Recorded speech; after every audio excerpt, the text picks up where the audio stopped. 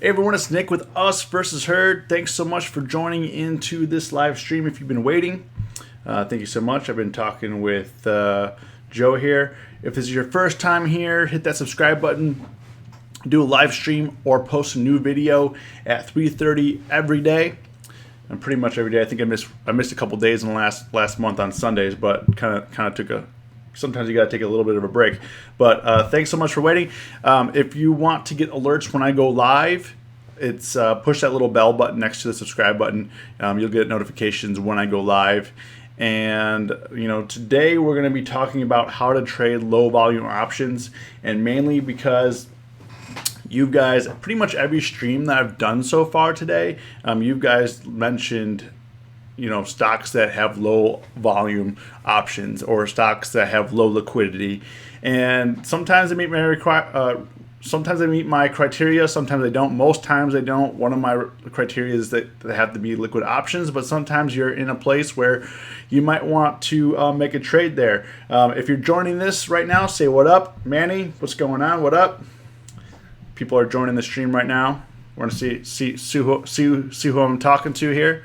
Always nice to see the faces, or at least your usernames. Hey Jeff, what's going on? What's going on? If you're not yet a member of our free options trading group, I post all my trades in there throughout the day, what I'm doing, what I'm currently holding, buying, selling, red, green. There's a link below for that as well if you're interested in that. Crypto Slice, what's going on? Maureen, hey, what's up? Ahmed, Joe. Joe is a weight loss guru. I don't know what that means, but Linda, how you doing? Brian, what up? Crypto Vin, what up? Man, people are joining it. Man, I definitely appreciate everyone who's watching this right now. We're like so close to 3,000 subscribers. I think that 3,000 people are interested in what we're doing here is just amazing. And I just want to thank you all again. And today was a pretty crazy day. But what I want to get into real quick before I get into some of my trades that I did here, I'm going to talk about some low volume options on some of the things that I've traded. So today I actually put a trade on TNDM.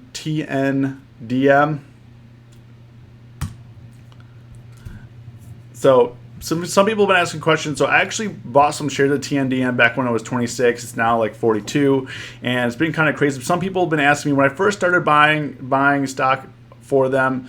TNDM was only they only had monthly expiration. So for those that are watching and not sure what the difference is, between Brian, we'll get to Tesla in a minute.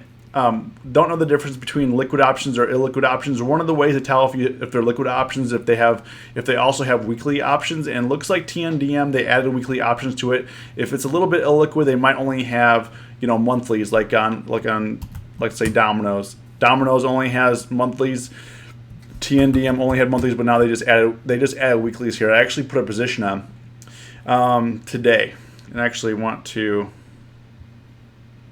make myself a little smaller here so you can see where it's at. Yeah.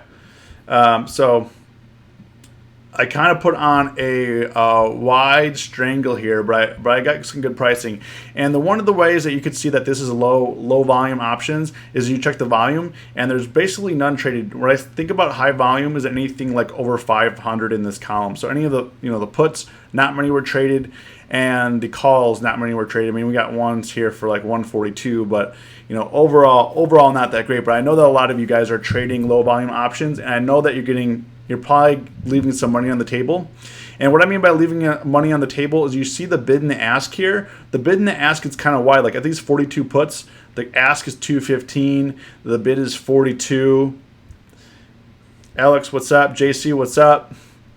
And like these 44 calls here, the ask is 2, and the bid is $1.45. So you can see, like, if you were to buy this option, let's say for $2, let's say you hit the ask, you bought it for $2, and you immediately wanted to sell it back, you're most likely gonna end up being a loser. Unlike, let's say, like a SPY, which is super liquid, which I showed. They're like, look, if you look here, only a penny wide difference, 2 penny wide difference here, so you can kind of tell the difference there.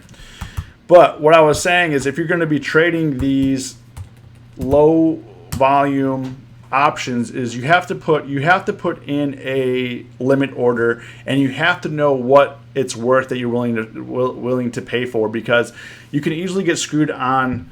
Easy, what's up? Nice to see you here. Better late than never. So when you're trading these low volume options, you have to put a limit order in. And I actually see here, where did I? Okay, so TNDM actually got it for $1.04. However, I think that it was trading at the time for like $1.30.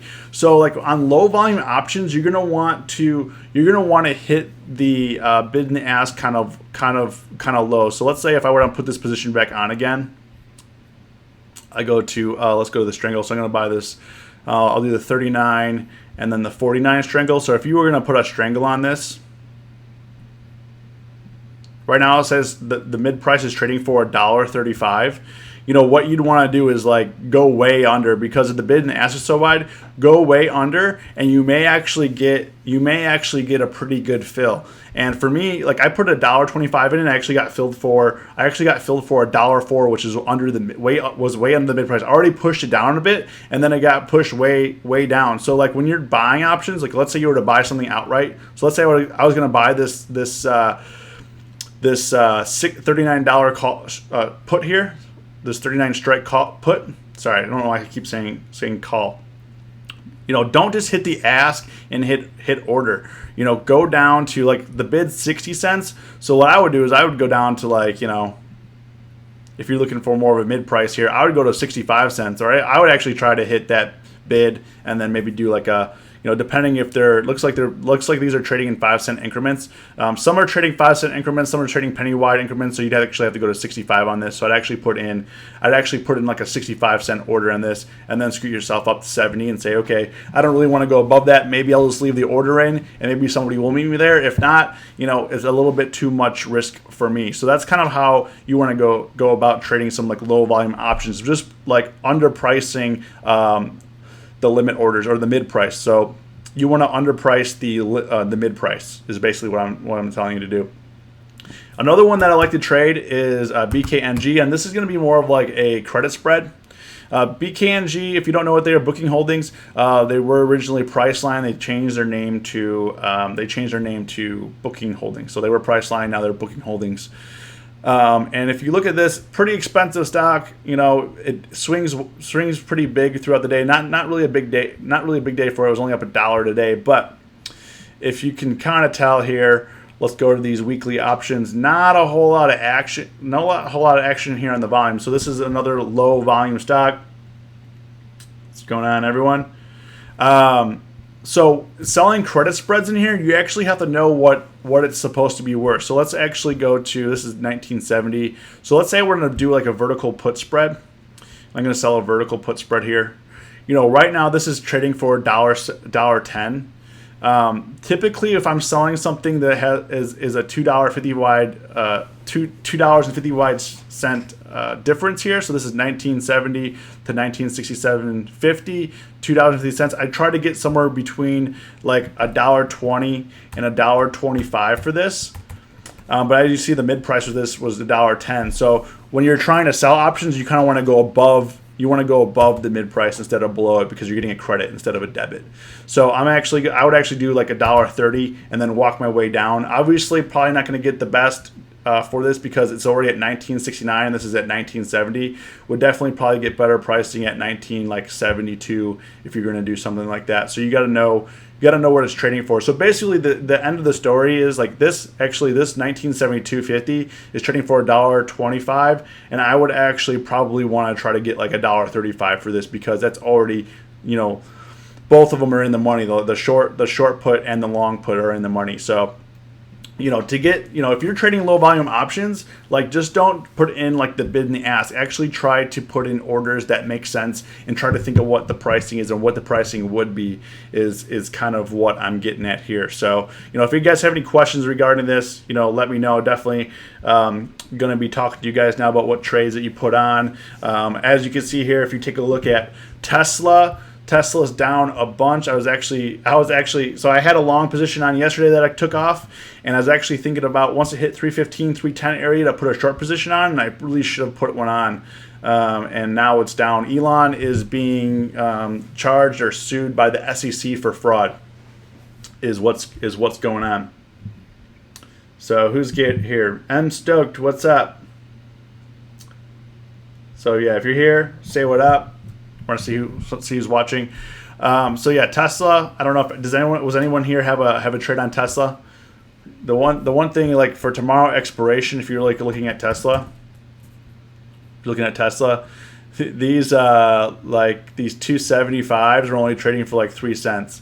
Now, a lot of people beat themselves up for these puts. Like they're only trading for like 3 cents. Could have loaded up. Alex, hey, could have loaded up. Like people will beat themselves up that they missed this opportunity. But at the end of the day, like how do you know when this is going to happen? You could be putting the same trade on. Let's say you put the same trade on for a month or 2 months or whatever. Every week or every day, you'd be losing you'd be losing a lot of money just waiting for that train to come in. If it never came in, you'd be kind of you're just out the money. So don't beat yourself up. Ahmed, good job taking profits on that. I took profits yesterday on Tesla as well because I was afraid of what was happening with the market yesterday. CryptoVin sold his Facebook hold, made 60% profit. That's actually a good call today. Gave back some gains. So it's actually been a really weird week for me trading. Like I'm down this week about $60 this week. Not huge, but I'm down $60 on the week. I was out Monday and out Wednesday all day, so I probably missed a lot of opportunities that I probably would have taken. I'm trying to get things on track. Today I took off my Alibaba trade. I actually ate that. I was down. It was actually Alibaba. I was down $90 today on Alibaba. The reason why I took that is because there was still 70 cents left in there. So I actually took the money because tomorrow's expiration, so I wasn't sure about that. Microsoft and Goldman Sachs I just left because there wasn't really much credit left. They were small trades, and then today I actually bought puts on Snap for next week for $8.50. I bought that strangle on TNDM as well for next week. So I was just really trying to roll things out of Friday, and I did buy a cheap put on Alibaba for tomorrow. Which is I probably shouldn't have traded that because I said I wasn't going to trade like that on Friday, but I did. Probably will regret that tomorrow. But we'll see. What I liked about the price action on Alibaba today was it was starting to kind of descend here, and if we can break that tomorrow. If not, I'm just going to sell it directly at open and collect whatever premium I can get back out of that. So it's a low risk trade. So this week wasn't a very serious trading week for me. Easy says, did you mention something on AMRN? Let's check what's going on with this. I have not traded this. I think you guys mentioned this like a couple days ago when it first gapped up, but I didn't really take it very seriously because, the reason why I didn't take it very serious is I don't really like to trade penny stocks that go from like $2 to this. I mean, looks pretty good, but then the thing is when you go from $3 up to here, the premium gets really fat, so it's not. Let's see next week. Yeah, I mean it's really expensive premium right now for a $14 stock. Now it could swing a lot, but I mean if you look at these for October for next week, the puts lost money and then you can't see that. The calls lost money too that were out of the money. So it's a tough trade here. I don't know if anyone made money on this, but I think it would have been a little bit risky for me. Yeah, crypto. CryptoVin. I don't know. Were you here yesterday? I was talking about that 170 level on Facebook. That it really needs to push. It really needs to push through that. And I don't know. I'm a little bit worried that it got rejected here. I'm not sure. I'm not sure where it's going to go here. It got rejected. It did hit 171, but if it can't break over 170, I'm a little bit worried about it. Like I said, I am holding stock here. I don't have any options on here, but I'm holding it since like $88 a share, and the shareholder, unless you sold in the 218s, have not been rewarded this year. I mean, we've gone nowhere. Crypto Vin holding Apple calls 230. Yeah, I mean, this is very bullish right here. It did get upgraded today, so that's why I was up a bunch. It was up $4. It got upgraded to, I think, I can't remember the bank, but it was like 250. It got upgraded to 250. So it seems like it likes this range here. If it breaks out, I don't know. Crypto, you got 1019 expiration. Yeah, I mean, I think you got some time on there. I mean, that could happen, but I would also be careful of some pullback, a couple of days of pullback in there. So like when you're doing like long-term options trading, and I mean like long-term, I mean more than like a week out. Let's say like 3 weeks, 4 weeks. It's not really long-term. It's more of a short. It is still considered short-term, but for like I think most of us in here are like super short-term traders, if not day traders or swing traders.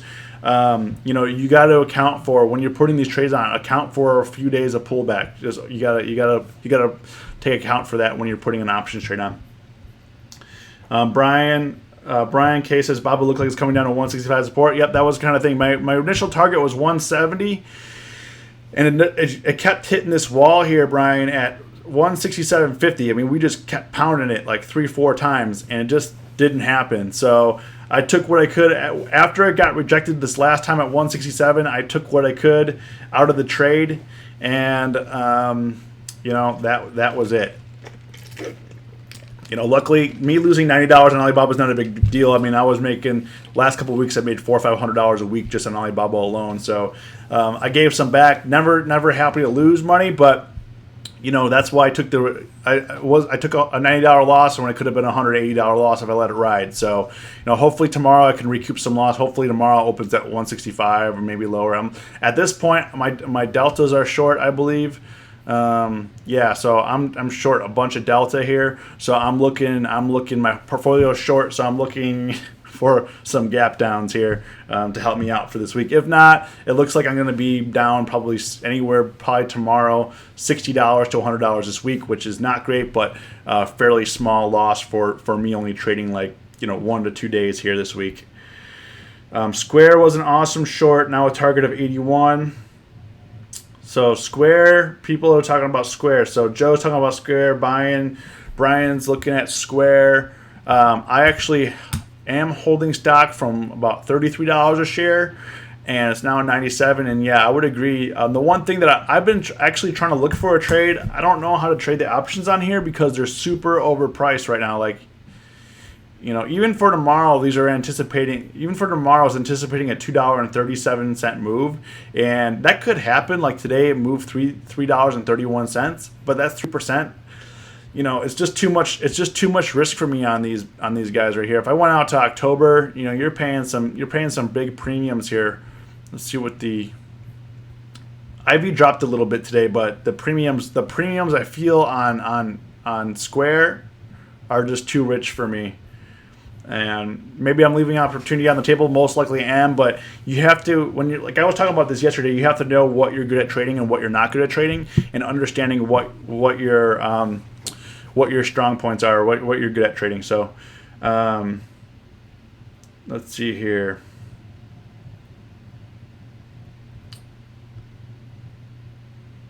Greg was down 50, but sold some GE puts.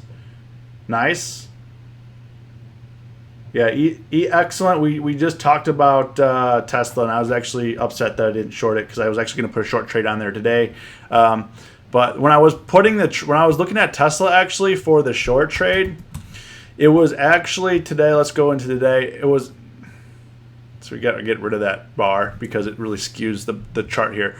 When I was looking at a short, Tesla was in this 307 area, and I felt it was too low. I thought that the risk of it, the probability of it bouncing again at 300 was too high, so it only left me $7 of movement, and I didn't think it was, gonna happen. And then you can't time that kind of stuff. Nick, Joe says Nick no support on Square till 50. I agree with that, but I would say in here it would be pretty strong, like in the 70s, like right at 70. I think I would trade that. I don't know about 50. I mean, that's a bit of a stretch. I mean, a 50% haircut. I mean, but I could see it dropping 20 to 30%. I mean, easily.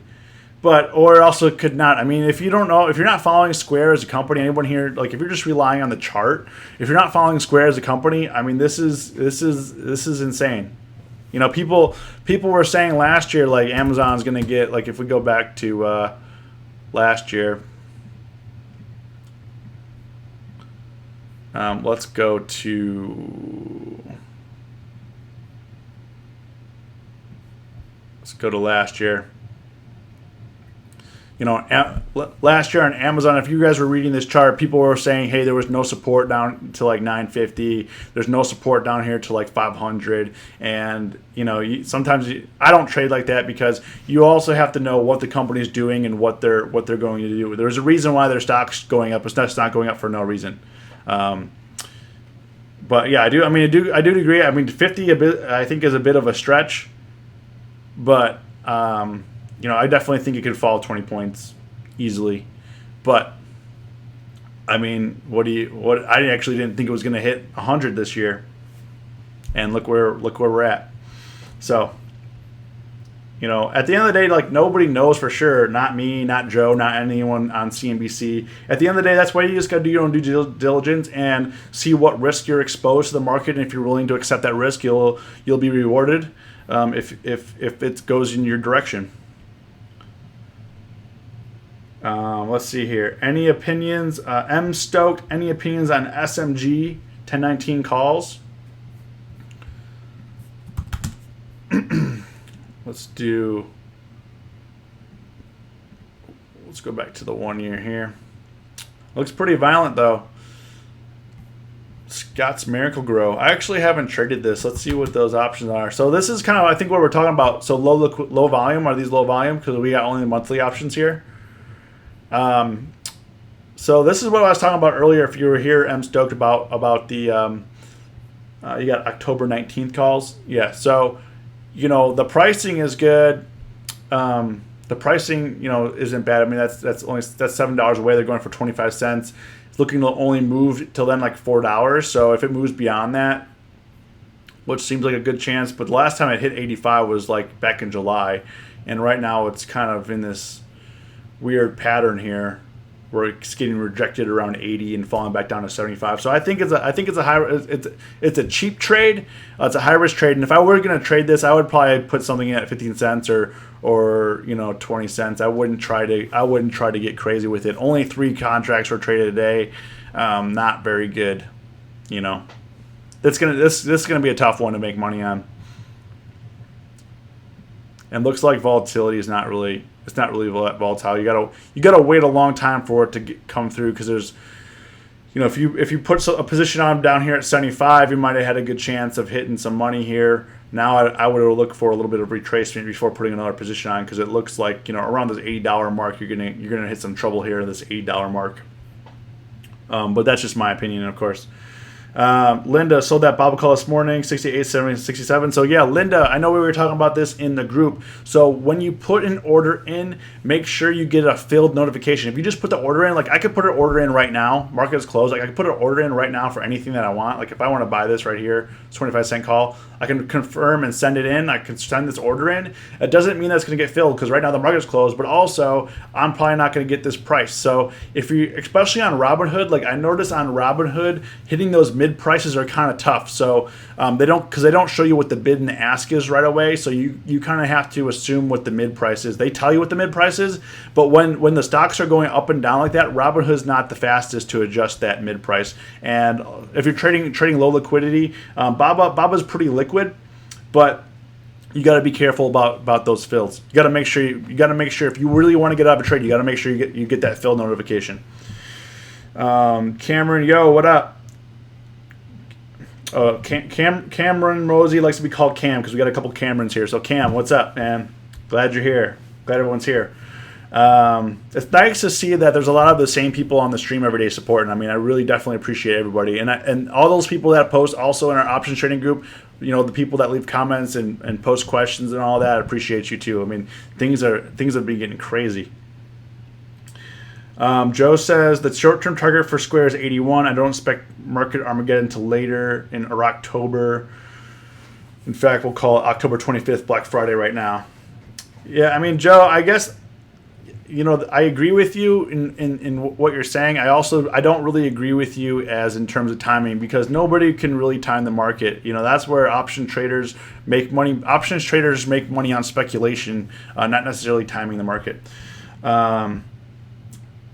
Let's see here. Alex, technical trader, I'll put on a put, make it easy for bank to put on a squeeze. Not sure what that means.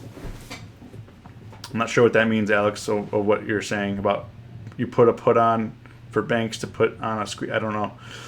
Robinhood is an invest app, not a trading app. Be cautious with options. Yeah, so Robinhood, I know there's probably a lot of people here that came to this channel based on the Robinhood videos, because everyone's trading on Robinhood, but my main brokers are TD Ameritrade, use the Thinkorswim platform, and Tastyworks to trade options. They're the best trades. I will play some options trades on Robinhood for long term, but I don't actively day trade or swing trade on Robinhood just because of what happened to Linda. It's difficult for you to get in and out of trades, especially when you have two-factor authentication on like I do. It makes it difficult. Joe, Tessie says Tessie broke 280. What is Tessie? I don't know. Are you talking about Tesla? Sorry, I'm a little bit behind here on your lingo. Yep, it hit that 271. So anyone that's trading, I'm actually really glad I sold my stock in last. People were giving me flack I sold my Tesla stock in November 2017 because I wasn't sure. Tesla wasn't hitting their deadlines. I made 110% on it. My average share cost was $150, and I sold it. And people were calling me stupid and stuff in videos because I told them that I sold my stock and I was a Tesla bear. But it wasn't about that. It was about I didn't understand where the company was going and if it was going to stay in business. They were not hitting all their targets for pushing out cars. They were falling behind. I know that you could say there's a long line of people waiting for cars, but there's really no point in that if you can't deliver them the product. So I was a little concerned about them meeting their needs, and I'm actually glad that I sold because, as you can see, if I were to hold all of 2018 here so far, I would not have been rewarded, and it would have been very stressful. So what I've been doing in the meantime is I've just been trading the two-sided action on this. So Tesla's been very profitable for me this year in trading options. So I'm glad I cut the stock. I've been doing spreads in there, buying options, selling options, so it's been good. Yeah, it's hard to say where this news event is going, but what I will say for Tesla tomorrow, I don't know if it's going to go to 250 or back up to 300 or what the case is, but tomorrow is going to be a fun day. Don't probably day trading Tesla, so I'm going to probably try to do some day trades on Tesla tomorrow because this is the kind of event that you can make some money on, especially on Expiration Friday when pricing is going to get really, really jacked up. So, but if you're going to trade that, just be careful. Crypto Slice, do you believe there's a market crash coming up soon? Market conditions similar to 2008. How would you play stock market options? If you talk to analysts, they always say we're like what was it? Was it last year? Actually, Tony Robbins came out with a book even saying, I don't remember the name of the book, but it was about how to survive a bear market. And, let me go to the S&Ps and let's go to the 5-year chart.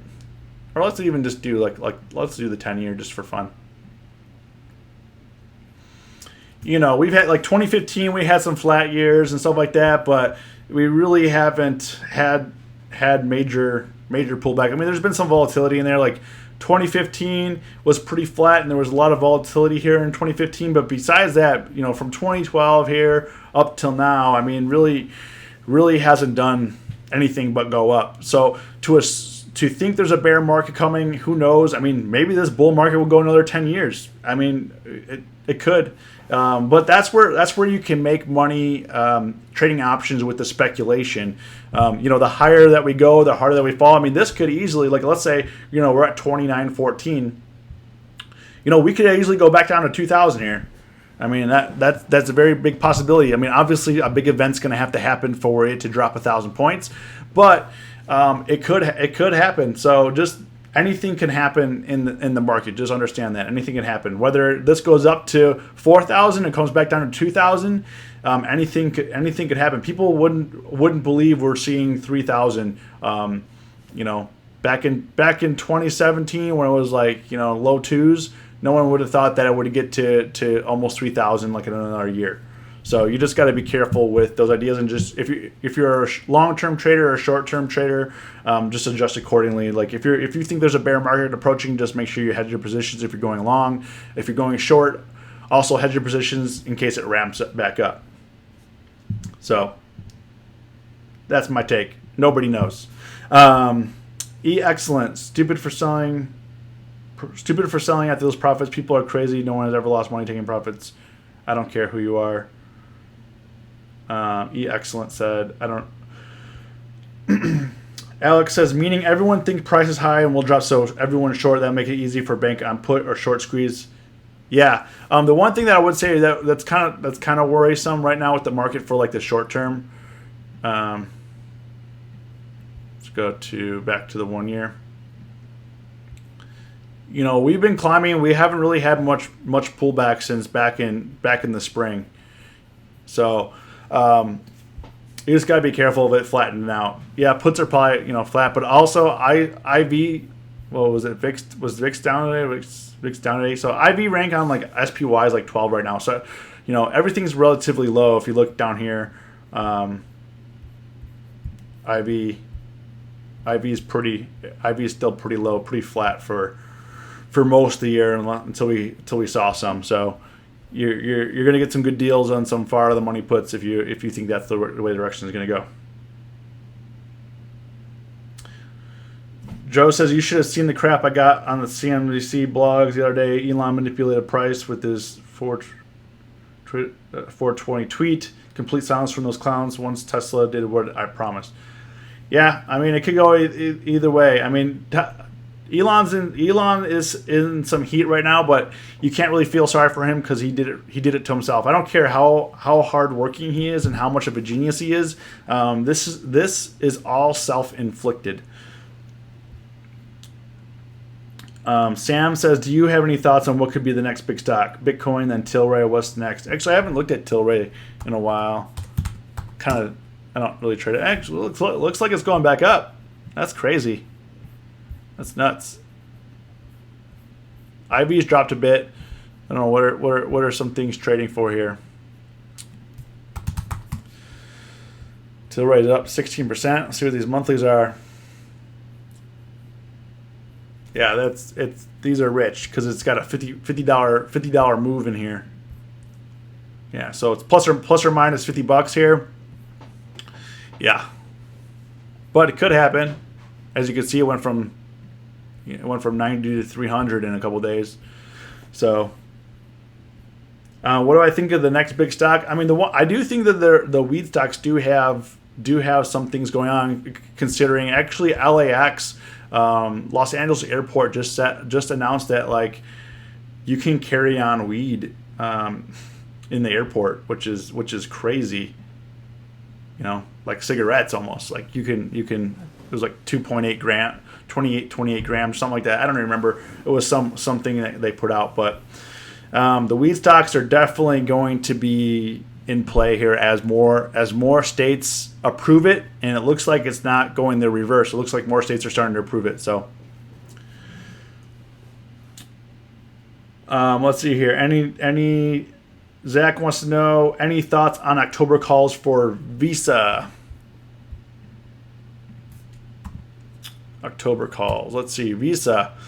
Yeah. So for my criteria, if I were to trade something like this, it would definitely be like a hedge position, like a strangle or something, because Visa's just been taking off, and as you can see, like back in here, the resets are kind of large. So like if you don't know, like when it's reaching all-time high like this, like it reached today here, you don't know where the pullback is going to be, and then when it pulls back, like as you can see here, it went from 142 down to 135 in 2 days. It hurt bad. So if you bought calls in here thinking it went up, and it did, and you didn't sell for a couple bucks, it hurt you bad. So for Visa, if it were me trading this Visa, I would definitely do like a strangle play or something, because if you pick the day, if you bought some calls, like let's say today, and you don't know that what's going to be in the future, right? So if tomorrow's the day of reset, it's gonna hurt. And as you can see, it happened here too. It went up, and it crashed down $6. It eventually goes back up. So depending on how much time you have, so like I was saying before, like people that are going long, account for, like when you put your positions on, account for a few red days. So like let's say you're putting on something for 14 days out or 30 days out, whatever the case is, account for some red days in there, so that way you can get out with either break even or a profit. Joe says correction, the SPY low that Monday was maybe Black Friday, Blue Monday. I don't understand what you're color coding. Blue Monday, Black Friday. Crazy, man. Crazy. Uber and Lyft are going to be, so Samuel says Uber and Lyft are going to be in the market next year. You think you might buy or leave alone? I don't know, man. I'm a little bit worried about about Uber and how much money they spend. I mean, they spend a crap ton of money, and they're going into the market because they probably need more capital. They need more investors. Sorry, guys. I'm trying to take a drink here. Crypto Slice. Tesla doesn't pay good salaries to their employees. I refuse to work there. That can be their downfall. Yeah. Crypto, if I remember correctly, you're in Cali, right? And I think you actually commented on my American debt video, or the video. The video was about getting out of debt is the new American dream, and posted that a little while ago, a couple weeks ago or a month ago, and living in California has got to be insane. So like Tesla, you live in California and Tesla's not paying you $200,000, you're going to have a tough time. Ahmed says Visa is a profit machine for me. So Ahmed, would you mind sharing what your strat, like, are you buying calls, or are you doing like debit spreads or credit spreads, or what are you doing in there? Joe says avoid financial stocks altogether, as banks will be the catalyst for crash and burn. None of them will make it. So Joe, I agree that the banks will lead the way, just kind of like they did in the 2008 crisis, but that doesn't mean you shouldn't trade it, because I've been consistently profiting off of Goldman Sachs strangles, and Goldman Sachs has been a mover for me. Goldman Sachs has been moving, whether down or up, but I'm protected, and the Goldman Sachs has been making some stacks. It rips up and it drops. It rips up and it drops. So it's great. It's great two-sided action. Just because the stock goes down a lot, or whatever the case is, if you're in on that and you have good pricing, you don't really have anything to worry about. You'll be making some cash. So it's all about what you get the options for, and if you're getting good pricing.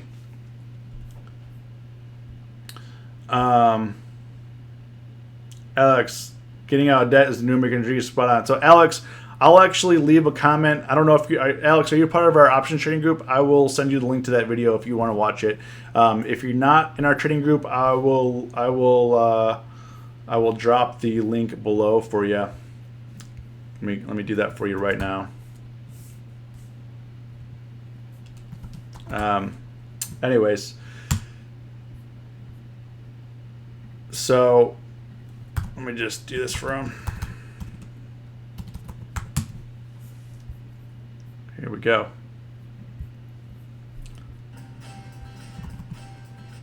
Whoop.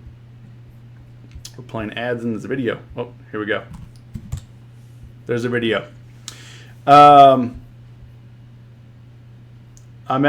says, so for Visa, buying calls October 19th, a buy on pullback, on any pullback. Yeah, so like for Visa, if I was trading Visa like now, I would either hedge it right now, or if you want to go long, I would wait for some pullback. It hasn't pulled back in a couple weeks here, so it hasn't pulled back anything. Yeah, so it's been tough. Trade them in the option, but why bother when I buy in BAC? Only $1.50 upside. I'll do better. So, yeah, Bank of America. If you're trading Bank of America, I mean, yeah, I don't see much upside here. Obviously, Warren does, but I think Warren Buffett's average on Bank of America from last year is like $9 a share. So he got a good deal. So, anyways, we're coming up on 40 minutes here. I try not to make the live streams too long for the people that are watching these after we're through here. Does anyone else have any other questions before we sign off? If not, tomorrow's actually the so every Friday. I don't know if you guys tune in on Fridays, but I do the Us versus Herd family chat where I kind of just go through the whole week and we just kind of make it a relaxing time, get to know each other, and trying to bring the Us versus Herd family together, the UVH family together is really what I try to accomplish. And people, the people that are in this community are great. I mean, I appreciate every one of you. Question: Who wants to watch me rescue Sears from a bankruptcy fund?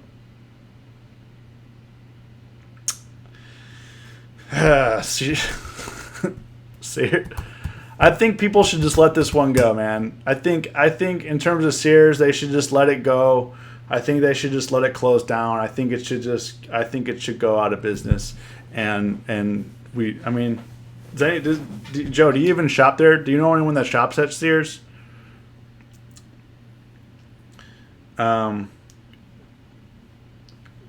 says, keep the streams coming, brother. I enjoy them. Yeah, I appreciate that. Definitely appreciate that. Warren gets a good deal. He pretty much single-handedly crashed the markets in 2000, but loading up stocks tied to the real estate market, then growing when comes begging to him. Then the government comes begging to him. Yeah, I mean, at his level, you got to play a different game. You can't be playing the game that we play. I mean, we're small. We're small guys. We're small fish here. Warren has influence in the markets, and so he's got to. You prefer cheap stocks over cheap Sears stock? I'll work on it too. I mean, Sears for me is not gonna happen. They should just let it go. Has not rewarded investors, and they're barely clinging on. And their debt load with the interest rates and all that, their debt's gonna crush them. It's gonna crush them unless they invent something. But they've sold a lot of their IP, so it is what it is. That's the way things go. I mean, Carson's went out of business. Montgomery Ward went out of business. I mean, it's just the way. Glenn, nice to see you here. We're about wrapping up. So we're at 42 minutes. You can if you're interested in what we talked about and how to trade low volume options, which a lot of people here are trading, you can rewind this. It'll be immediately available up on the channel. I definitely want to thank everyone here again joining the stream. If this video was of value to you, please hit that like button. It helps me out a lot. It helps out my channel. I definitely appreciate it. Crypto Vin says Sears could have been Home Depot. They blew it. Yeah, they sold the Craftsman brand. I mean, it was, they're the Kmart brand. I mean, it's garbage. I mean, it's just been bad. It's been bad.